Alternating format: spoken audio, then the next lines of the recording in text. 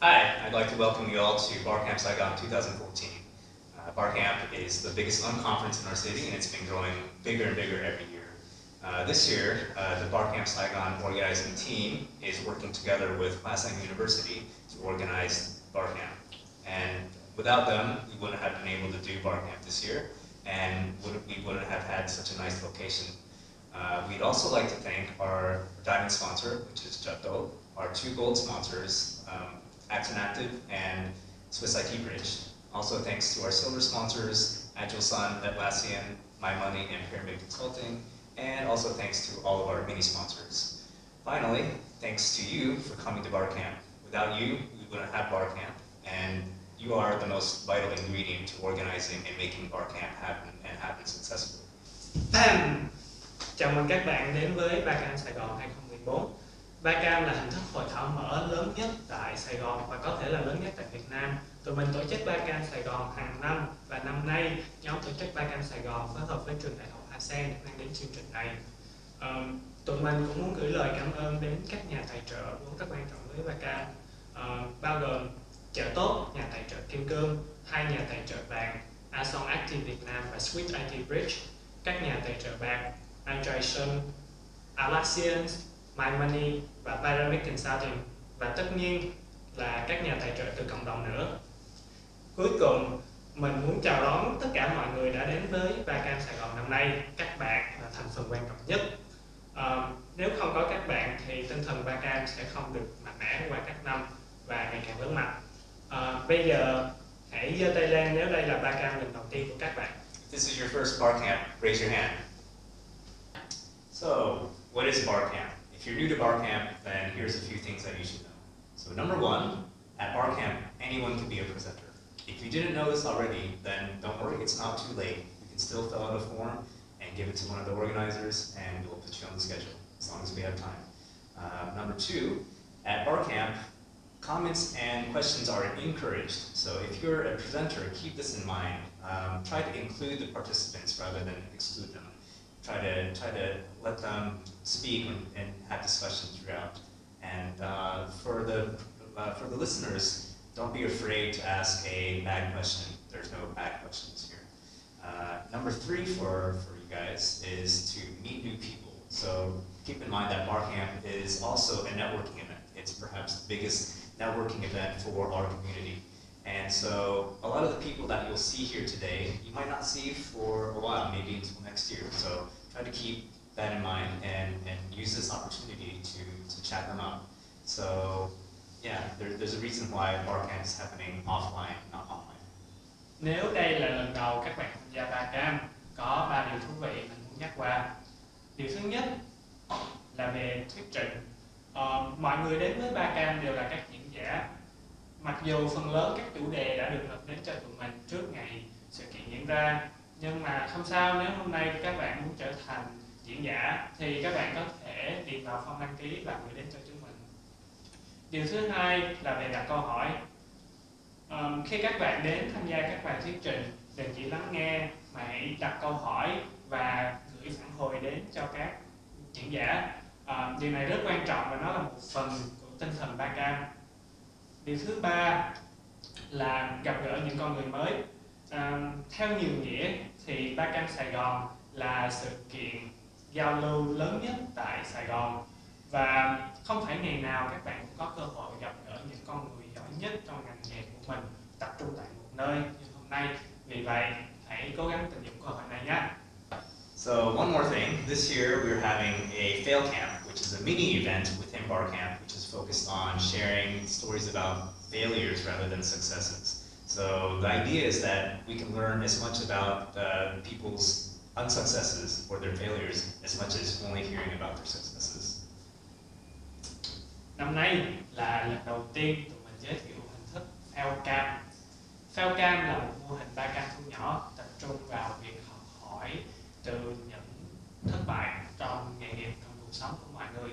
Tại fail camp, chúng mình khuyến khích mọi người chia sẻ những câu chuyện chưa thành công của các bạn và những bài học hỏi được từ kinh nghiệm này. So again, this year we'll have voting on topics in order to assign the most appropriate room to each speaker. At registration downstairs, you should have received 3 stickers along with your regular event handout. So you'll go to the topic boards with the stickers to place the sticker on the topics that you're most interested in, and then the ones with the most votes will get the biggest rings. If you installed the Barcamp Saigon iOS or Android app, you can also get 3 extra votes using the app. So basically, the more votes a speaker gets, the bigger the room they get. If you have any other questions, then go find somebody wearing a Barcamp Saigon t-shirt and ask them. Năm nay tụi mình sẽ tiếp tục duy trì hình thức bầu chọn cho các chủ đề tại Barcamp. Nếu các bạn đăng ký tại trình trệt thì các bạn sẽ nhận được 3 sticker đi kèm với handout của chương trình. Các bạn có thể dán những sticker này lên các bảng chứa thông tin về chủ đề của Barcamp năm nay. Các bảng này được đặt tại tất cả các tầng của Đại học Hoa Sen. Nếu các bạn đã download iOS hoặc Android mobile applications của Barcamp thì các bạn sẽ được nhận thêm 3 phiếu bầu nữa. Về cơ bản, những chủ đề được nhận nhiều phiếu bầu nhất sẽ được xếp vào những phòng lớn nhất và những khung giờ đẹp nhất. Vì vậy, hãy đảm bảo là các bạn bầu chọn cho những chủ đề mà mình quan tâm nha. Nếu Barcamp Sài Gòn vẫn chưa rõ lắm với các bạn thì cứ tự nhiên đi tìm những người mặc áo Barcamp. Họ có thể trả lời được mọi câu hỏi. So thanks to our sponsors, this year we're able to provide free t-shirts and bags to participants.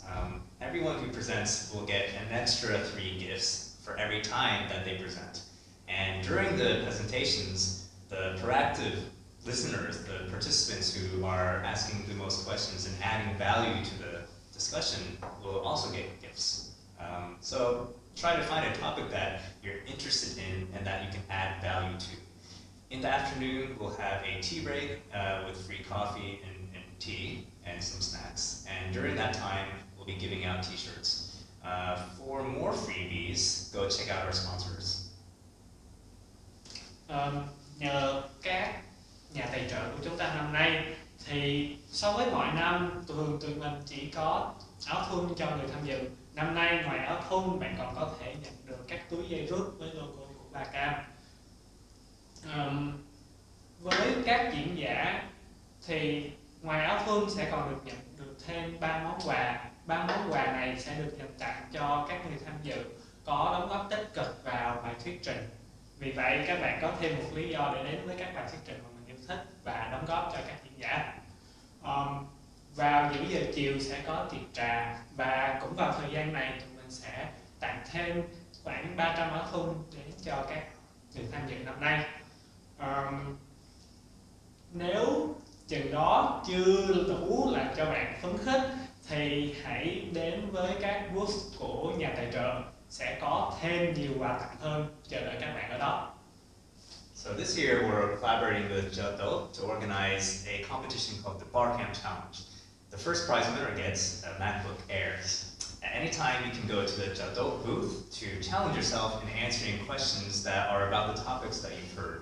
And the questions, they come from the presenters themselves. You can also find these questions inside the Barcamp Saigon mobile app. There's also going to be a leaderboard where you can view your status in answering these questions to see how well you're doing. And to see that, go here for the link. During the last presentation's time slot, 40 participants will be selected to be finalists in the Barcamp challenge. And then the winner of that final challenge will win the MacBook Air. Năm nay, nhóm tổ chức Barcamp Sài Gòn sẽ phối hợp với nhà tài trợ tốt mang đến cho các bạn cuộc thi Barcamp Challenge với giải nhất là một chiếc MacBook Air. Barcamp Challenge là một cuộc thi đố vui kéo dài trong suốt ngày hôm nay. Các câu hỏi sẽ được chuẩn bị từ chính các diễn giả và liên quan trực tiếp đến các chủ đề được thuyết trình trong ngày hôm nay. Các bạn có thể trả lời những câu hỏi này thông qua ứng dụng mobile của Barcamp hoặc đến booth của nhà tài trợ tốt. Chúng mình có chuẩn bị một bảng xếp hạng để các bạn có thể coi được thứ hạng của mình. Nhấn vào link tại địa chỉ sau đây.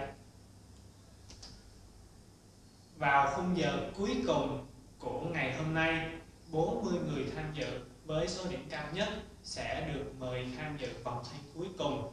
Vòng thi này các thử thách sẽ được chuẩn bị trực tiếp từ nhà tài trợ tốt. Vượt qua vòng thi này và bạn sẽ là chủ nhân chiếc MacBook Air. Ngoài ra còn có rất nhiều các giải thưởng khác cho người tham dự. So lunch break is from noon to 1 p.m., 1 hour. You're on your own for lunch, but in the packet of information that you received, you'll find a list of nearby places to eat. Some of the best topics happen after lunch, so make sure you come back after you eat. We'll wind down the event around 4 p.m., but the fun doesn't stop there. So after Barcamp, we'll have beer camp, free beer and food. It'll be a place to relax, eat, drink, and basically talk to your new friends. So if you want to go, everyone's invited, so just stay until the end of the event for details. Giờ nghỉ trưa sẽ bắt đầu từ 12 giờ đến 1 giờ. Bữa trưa sẽ không được tài trợ, nhưng trong handout của chương trình các bạn sẽ tìm thấy những quán ăn gần trong khu vực này. Rất nhiều các bài thuyết trình thú vị sẽ được dành vào khung giờ buổi chiều, vì vậy nhớ quay lại sau giờ trưa nha. Các bài thuyết trình sẽ kết thúc vào tầm 4 đến 5 giờ, nhưng cuộc vui chưa kết thúc ở đó. Sau Barcamp chúng mình sẽ có Barcamp. Barcamp là nơi các bạn có thể thư giãn, ăn uống và gặp gỡ những người bạn mới quen tại Barcamp. Mọi người đều được mời đến tham dự Barcamp. Nếu các bạn muốn tham gia, hãy ở lại cho đến khi chương trình kết thúc. So now it's time for everyone to start participating. Look at the topics that have been posted and vote. If after looking at the posted topics, you see that there's something else you want to add, then fill out a form and submit it. Don't waste time. So let Barcamp be a day for learning and sharing. Try to meet as many people as possible. If you're too shy for that, then go talk to the sponsors. So now, while you're doing all of that, we will start preparing the schedule for the first hour. Và bây giờ đã đến lúc chúng ta bắt đầu chương trình. Hãy tìm đến các bảng chủ đề đặt ở tất cả các tầng ở trường đại học Hoa Sen, nơi các bạn có thể xem và bầu chọn cho các chủ đề của năm nay. Nếu các bạn không tìm thấy chủ đề mà mình mong muốn, có lẽ đã đến lúc các bạn điền vào form đăng ký và gửi ngay cho tụi mình. Hãy dành thời gian hôm nay để học hỏi, chia sẻ và gặp gỡ tất cả những con người thú vị xung quanh mình. Nếu các bạn quá mắc cỡ, hãy đến nói chuyện với các nhà tài trợ hoặc tất cả những người mặc áo thun t-shirt của Barcamp. Và trong khi các bạn làm tất cả những chuyện này, ban tổ chức tụi mình sẽ bắt đầu sắp xếp lịch